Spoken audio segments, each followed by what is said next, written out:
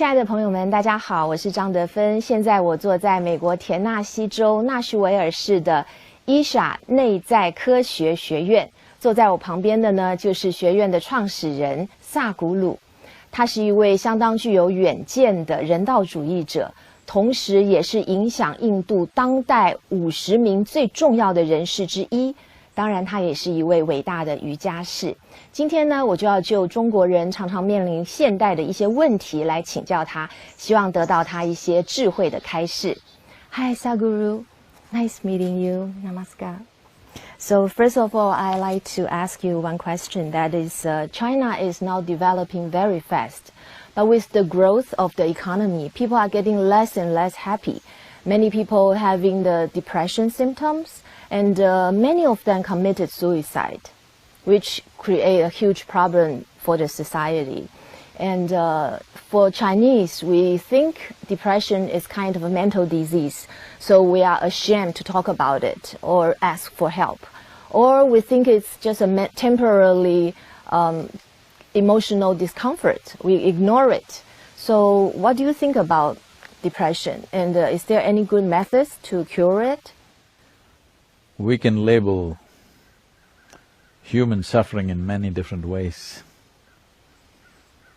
You can call it varieties of depression, you can call it anxiety, you can call it stress, you can call it disease, you can call it madness. Yes.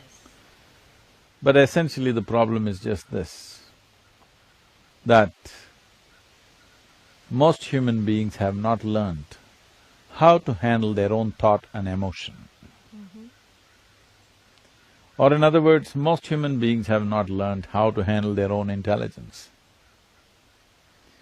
This is because right from your childhood, you're too busy wanting to conquer the world.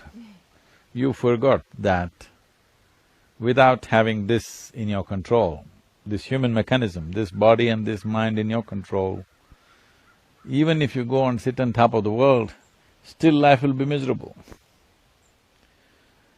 So this is why inner engineering.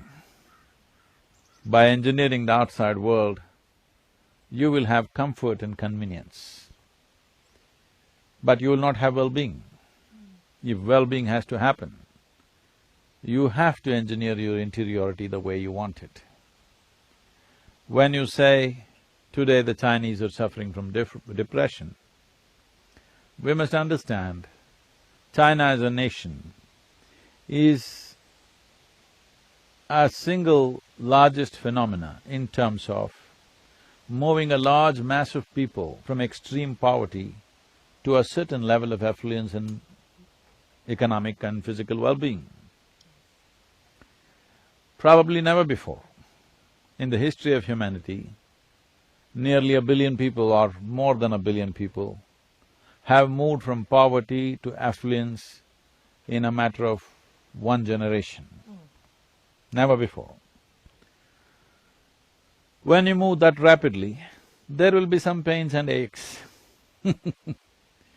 But one must understand it's all worthwhile, because being in a state of poverty or in a hopeless state of poverty means that a human being has no opportunity to find expression to their life, either in terms of one's genius, or their emotions, or their skills, or their many other capabilities. Nothing will find expression. So, when the outside becomes better than what it was in the past, we must also gear ourselves within. Otherwise, all this effort a generation of people worked to bring you to this place as a nation, all their work will go waste if you sit and suffer depressions. All this was done believing that it will bring well-being. So as external situations get better, it is very important to work on the inner situations. So this is why inner engineering becomes very important. What inner engineering means is, we have understood that in the external world, unless you handle it right things won't work. We can call this science, technology, but essentially understanding the realities and doing the right thing about it. Isn't the same attitude and approach equally important when it comes to interiority?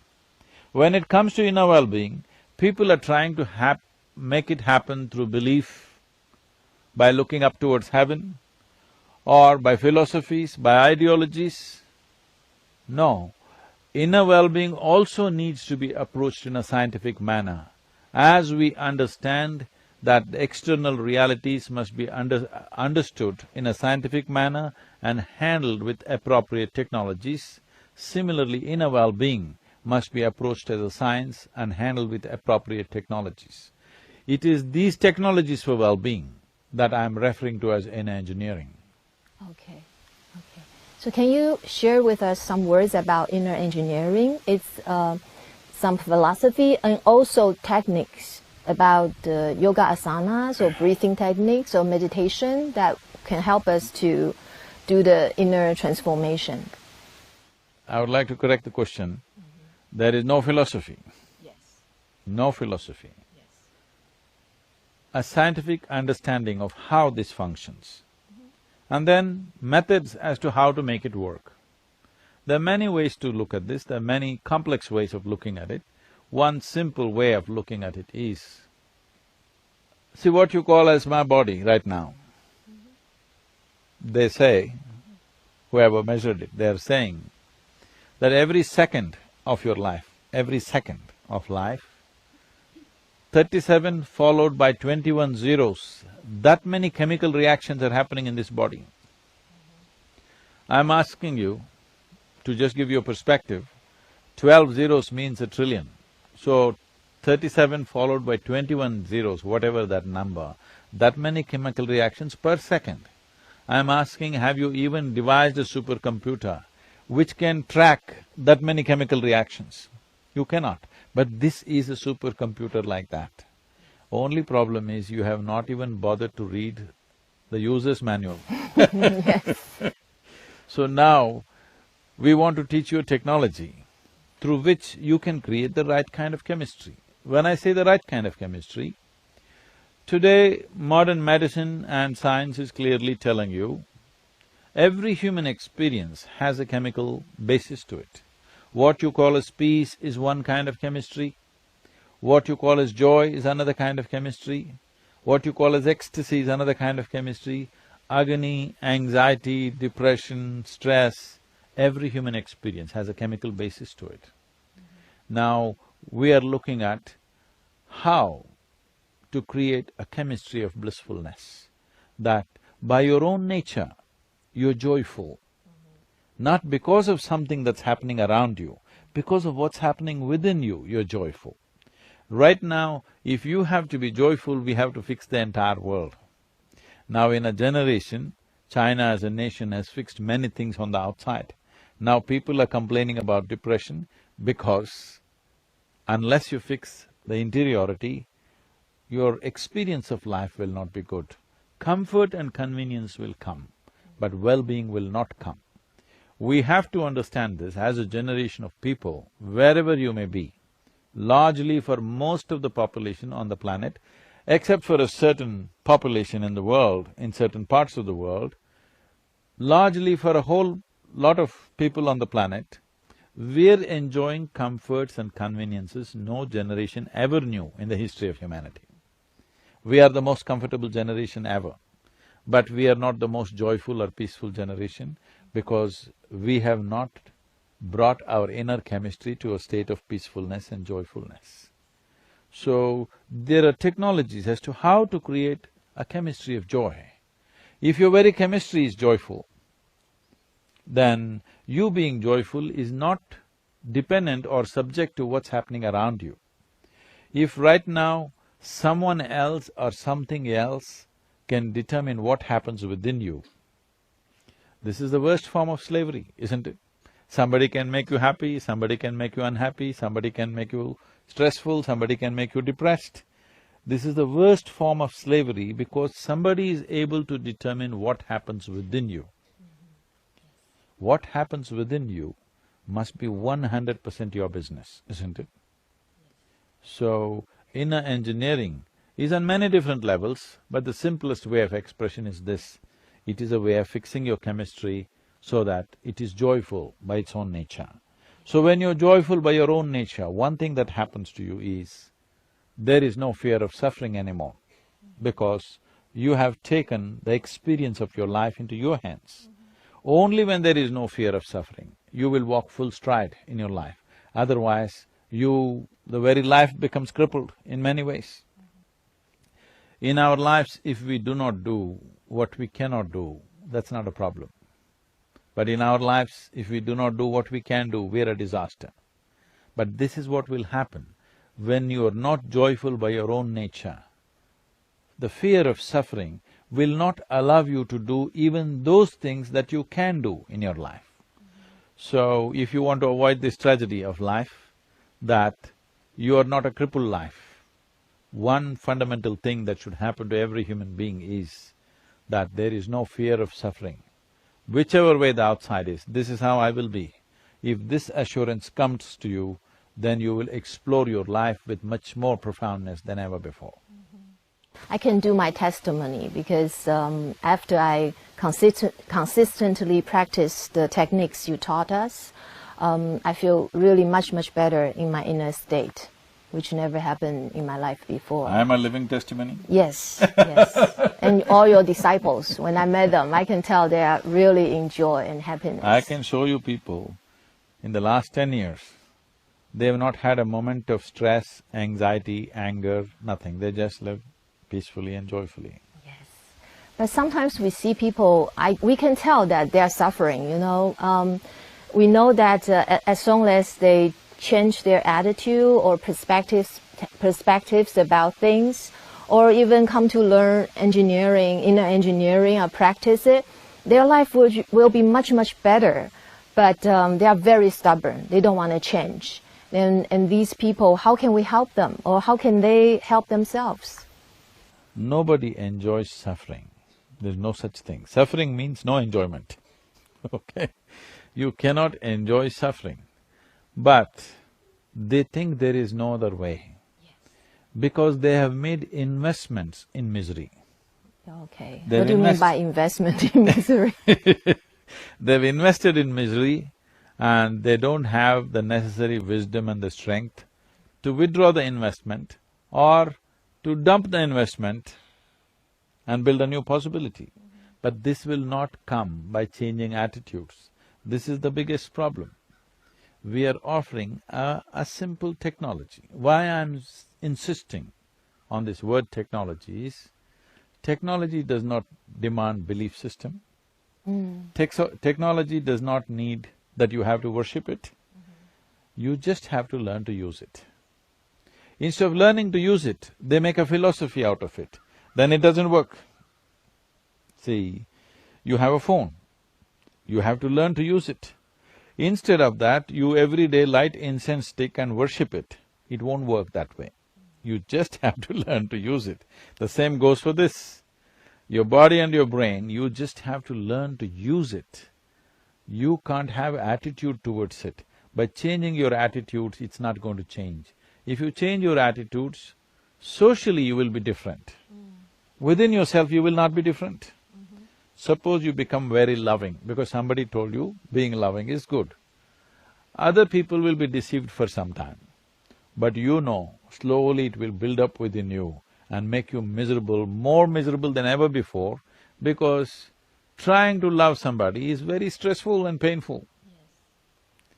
If your very chemistry is joyful, then you will respond to everything around you in a very pleasant manner. The pleasantness of emotion is what we call as love.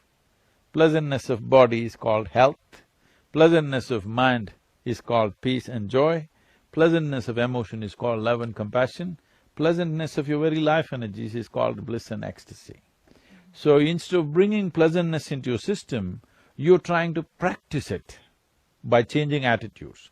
By changing attitudes, if you try to practice it, initially it feels nice, but after some time, that will be the most taxing thing in your life. trying to love, trying to smile, trying to be joyful, it'll not work. If you change the fundamentals of who you are, if you take away the friction within you, being peaceful, joyful, blissful is a natural consequence of that. So the joy we got from practicing inner engineering techniques is from what? The breathing, asanas, and the body work? And then get into the emotional part? Because the chemistry is changing. You can have it checked up. Oh. You can have it checked up, the very chemistry is changing. Many of you, even if you try to get angry, you can't get angry. Try and see. I see, okay.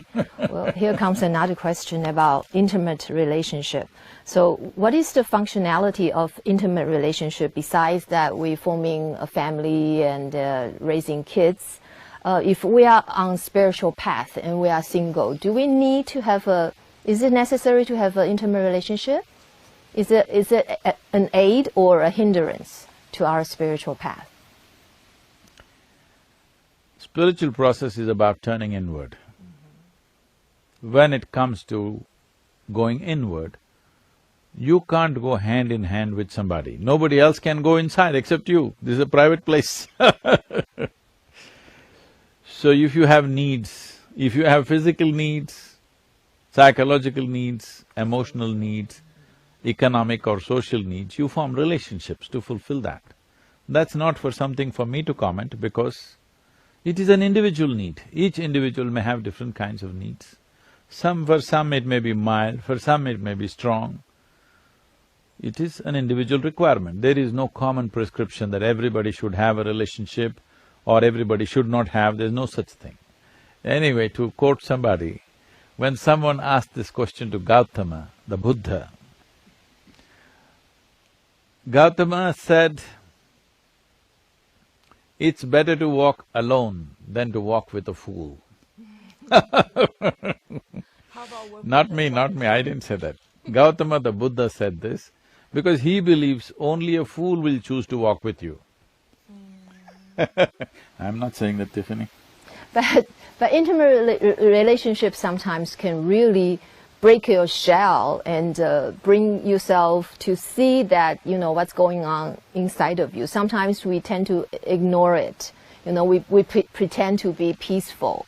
But whenever it comes to intimate relationship, it gets so difficult to remain peaceful and happy and joyful all the time. So that's a good test. It depends who you're with. How about a wise guy? If I date a wise guy. A wise guy may not date you. Okay, because I'm stupid. All right, okay, got that. Okay, another question is very China specific. In China, like filial piety is the essence of our 5,000-year culture, which means you have to be very obedient to your parents, listen to them, bonded with them. But with the transition of time, right now in the modern society, many of the old concepts doesn't work anymore. So, but I see many people are still attached to their parents and entangled with their parents, which will impact their welfare, happiness, and independency. Can you shed some light on this? I don't think filial piety has been the way of life for 5,000 years. It cannot be in any society. Maybe it has been there for the last maybe a few hundred years. I would say that is the downfall of a society. Maybe China, which was a great culture at one time, went down mainly because of this filial piety, because what this means is obedience is all. Obedience means there is an authority. It may be a parent, it may be a priest, it may be God, or it may be a scripture. Whatever the authority says must be right. This will destroy human intelligence. If you make authority the truth, then everything is destroyed. Truth should be the only authority. The next generation should do something that we could not imagine possible. Only then it is fruitful to have a next generation. If the next generation is going to take instructions from us on all levels and do only what we want, then it's a meaningless next generation. There is nothing next about it. It is just graveyard of the past popping up in future, which is waste of life. We produce a next generation because we believe it's a new possibility.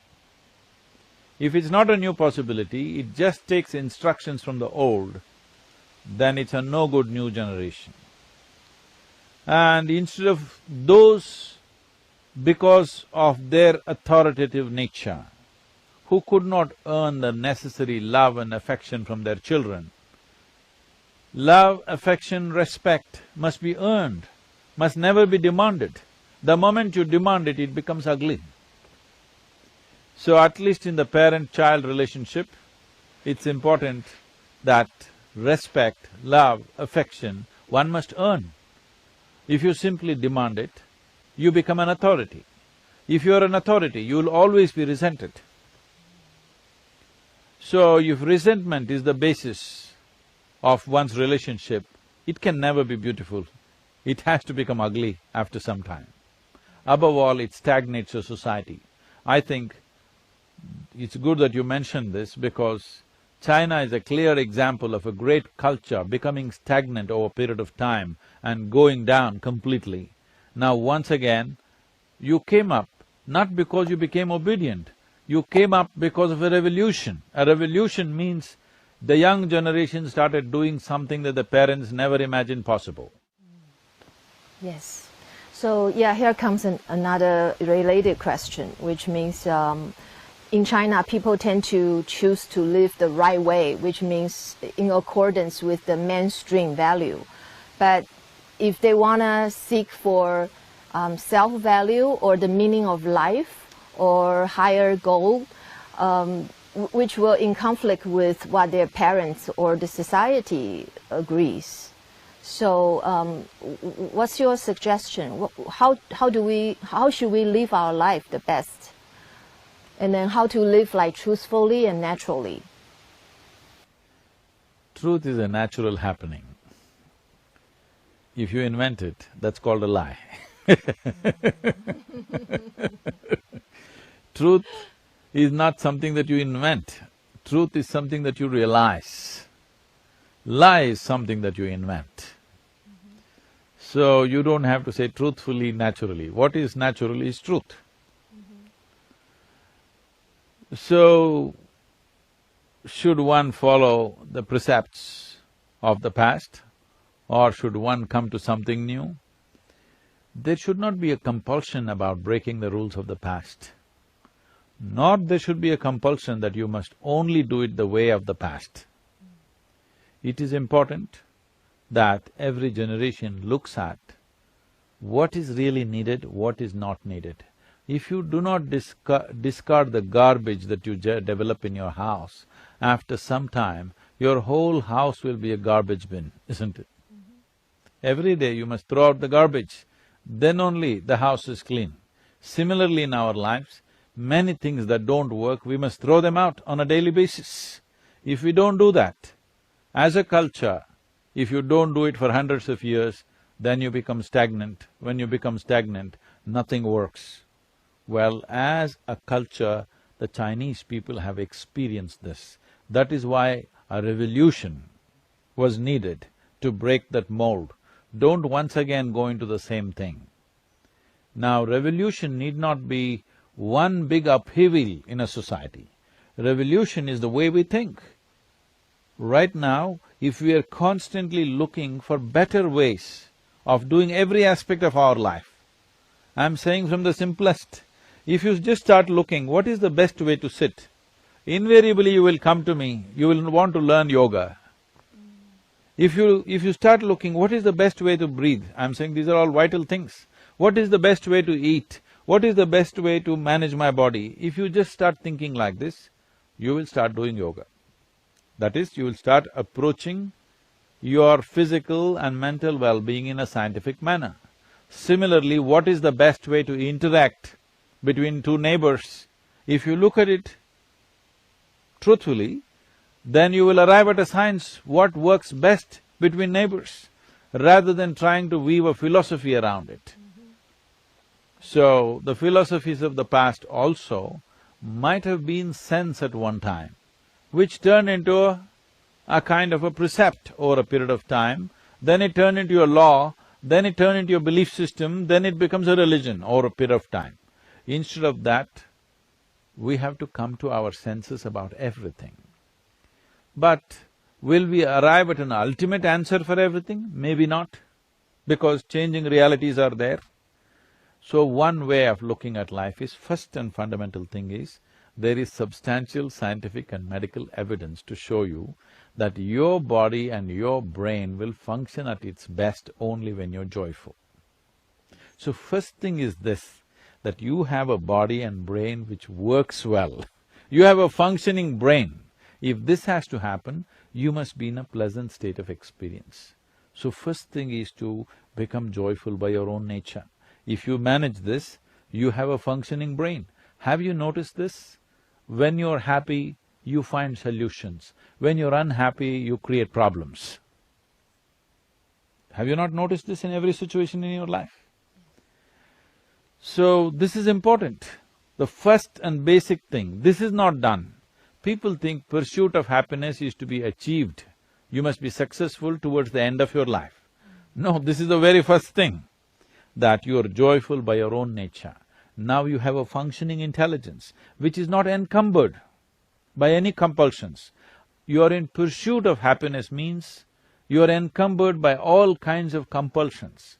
I am joyful means you are not encumbered by anything. Now you can look at things just the way they are. Only if you see things just the way they are, not from a prejudiced mind, simply the way they are, then you will also come up with solutions every day, better and better solutions. If you cannot even see what is there because you have prejudiced opinions about everything, then how a solution will come when you don't even figure the problem? How will you come up with a solution? Well, since you mentioned yoga, I do have two questions about yoga. In China, the mainstream yoga practitioners, they are more seeing yoga as a physical exercise to help them like get that's only in slimmer. No, the same everywhere. Get weight loss or enhance their health. So but for advanced practitioners, they may want to see how their practice can go inward to change the inner world. So do you have any suggestion on that? How do you do yoga from outward to inward? The word yoga means union. Are you breathing right now? Yes. You are. But most of the time, most human beings are not conscious that they're breathing. Breath means, on one level, you're in union with the rest of the atmosphere. That's what it means. If you breathe, you're breathing in the world in many ways. Today there is substantial evidence to show there is enormous memory in the air that you breathe. It has gone through so many things, everything is there in some sense. So, when you breathe, you're in union with the atmosphere around us. When you eat, you're in union with the earth which you walk upon. When you drink water, you're in contact with everything around you. But it's not in your experience. If,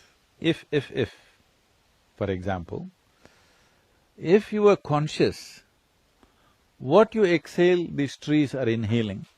What they're exhaling, you're inhaling. Suppose you were conscious, not in your mind, not as a thought, but as a living experience. You understood, you experienced that one part of your lungs is actually the tree. If you experience this, do I have to teach you what is the right thing to do about the tree? Do I have to tell you? No. No. In United States, generally these things are referred to as woods because they need furniture at home. Their homes are built with wood. So they need wood.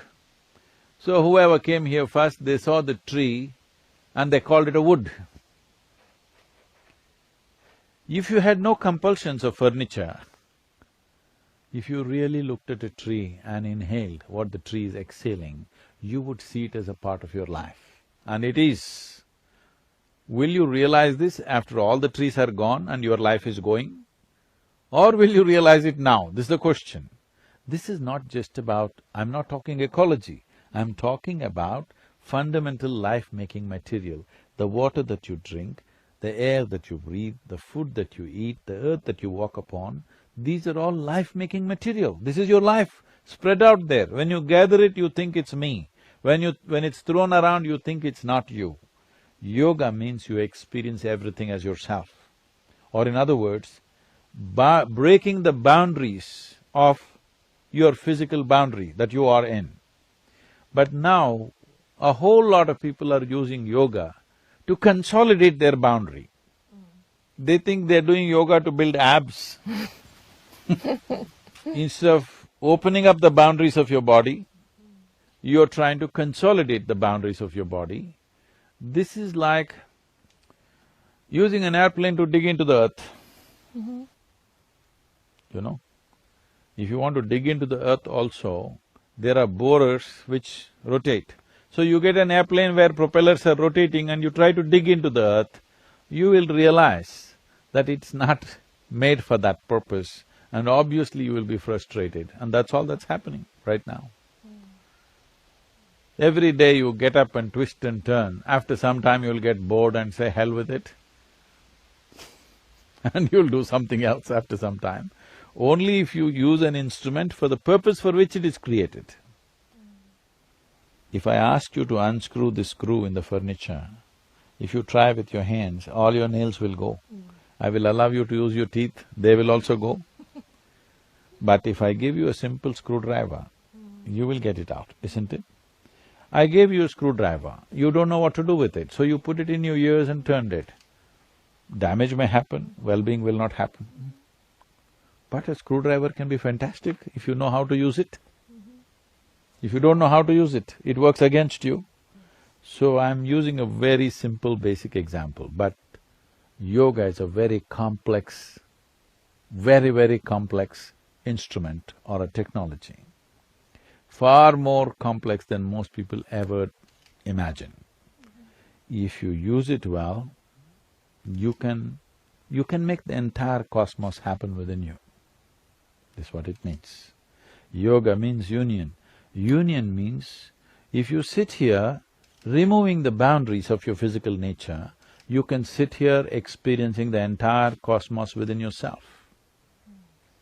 But now, you're using the instrument of yoga to build a wall that nobody can crack.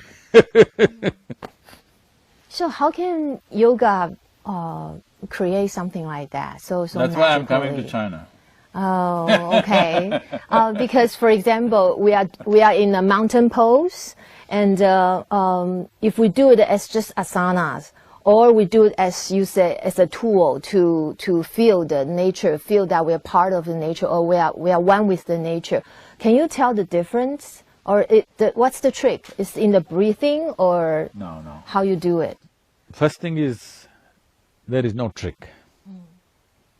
The problem is in the transmission, the way it is transmitted. Say, if I give you a flower, it is alive, it's full of life. You will have to care for it in a certain way. When I find you don't know how to hold a flower, there are people like this, I give them a flower, they will grab it like this. Those who don't know what it is, they will grab it like this, flower will die right there in their hands. So then, what to do? Then we will give you a plastic flower. All over China, there are lots of plastic flowers. In every hotel room I go, I see plastic flowers everywhere. Because for people who are unconscious, plastic flowers are best. Plastic flower only looks like a flower, but it's just a piece of plastic, it's not a flower. Flower means it is the peak of that life. A plant is there, what is the peak of its life? flowering, isn't it? It's the peak. Flower is a representation of the peak that life can attain to. But you make a plastic flower and give it because it's convenient, and you can hold it whichever way you want, you can even beat your children with it, if they're not obedient. Now, you have a piece of plastic which you think is flower. So this is what is happening to yoga. Without the subjectivity, just the instructions are going. So you have a stillbirth. Isn't it better not to get pregnant than to have a stillbirth? So if fitness is what you're looking for, please go swim in the Yellow River, play tennis, climb a mountain, do something for fitness. Yoga definitely gives you fitness, not just physical fitness, it gives you fitness on all levels, but that is not the reason why you practice it. You practice yoga because you want to become one with everything. So in the transmission, there must be subjectivity. Right now, we have become slaves of objectivity because we are not using any other form of intelligence within us except the intellect. If you use only the intellect, is it true that intellect is useful only if it's sharp like a knife? You want a dull intellect or a sharp intellect? Sharp. Sharp. So it's a knife. Now you use a knife to stitch, you will only tear it further. Knife is not an appropriate instrument to stitch. If you want to stitch, you need something else. But now you're using a knife to stitch, it's not going to work. So, yoga, unfortunately, is going through this phase around the world that only the physical aspect, a stillborn child is being delivered. People think they got a baby. They don't have a baby, they have a dead baby. It still looks like a baby, of course, but it's not alive, it's not going to grow. If you have a plastic flower, it's not going to blossom, isn't it? So this is not going to blossom. Maybe you will get abs if you stretch and turn enough, but you are strengthening the wall instead of opening up the wall. So No, I'm only talking about the wall of your body, not the China wall. Yeah, okay. So the critical point is not how you do it, but how it was transmitted to you? Both. It is equally important. How it is transmitted is vital, but how you receive it is also important. How you practice it is also important. Without bringing those dimensions into the process, if you just bring a bunch of instructions, then it becomes a very objectified yoga. With this you may get physical fitness, but that is like using an airplane like a bullock cart. That which can fly, you make it crawl around, what is the use? If you see a bird whose wings are damaged and it cannot fly, do you feel sad about it? Yes? Yes. But if you see a buffalo without wings, you don't feel sad about it, isn't it? Because a buffalo is only supposed to do that. But when you see a bird which could fly and now it cannot fly, that saddens you, isn't it? If I was capable of becoming sad, looking at the yoga in the world, I would have become sad, but I've become incapable of becoming sad, so So what makes Isha Yoga different from normal yoga? subjectivity. Can you elaborate more on subjectivity? Isha Yoga is never taught by a professional teacher, never. Unless they hold it above their life. Unless they hold it more important than their life, I will not let them teach Isha Yoga. Not as a profession, not as a hobby, not as entertainment, no. You must hold it as something more important than your life. Then only we will let you teach, because only then we can load subjectivity into the yoga that is offered. Otherwise, you will become professional. If people pay you more, you will do little more. If people pay you less, you will do little less. It'll not work like that. Once that calculation comes, it will not work. Right now it's working the way it's working, because it's delivered through dedicated people who are willing to give their life for it. So when we practice Isha Yoga, we also have to give our life to it. That's the correct way to practice it? If you give your life to it, or it will enhance your life in a way that you've not imagined possible. Yeah. But I am not demanding that out of every practitioner, but those who want to deliver must hold it that way, otherwise it'll not work. Could it be possible that we do Isha Yoga the way we do the normal technique, without spirit, without life, or make it like just a normal That is what… exercise? If you drive your airplane on the street and if you're happy, what can I do about it? Okay. I'm telling you it can fly. Okay. Thank you. That's… I think that's all the questions I have to ask. Thank you so much, Sadhguru. Thank you. Do you have anything to say to our China audience?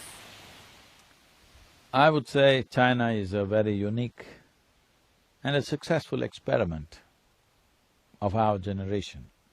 In the 20th century, probably one of the biggest happenings on the planet is the Chinese people rising above their poverty, Chinese people rising from the pits of poverty and lethargy into an active force in the world, which is a tremendous thing for any civilization to do. But it is also time that the Chinese people turn inward. The last generation maybe had no time even to think about their joy. But this generation must look at this, because a time has come from simply hard work to smart work has come.